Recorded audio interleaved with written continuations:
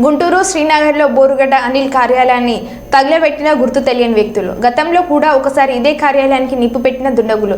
CM Chandrababu, Pawan Kalyan పై గతంలో అనుచిత వ్యాఖ్యలు చేసిన బోరుగడ్డ అనిల్ అనుచిత వ్యాఖ్యలు చేసిన సమయంలోనే పార్టీ కార్యాలయానికి నిప్పు పెట్టారు. మరోసారి అదే కార్యాలయానికి నిప్పు పెట్టిన దుండగులు.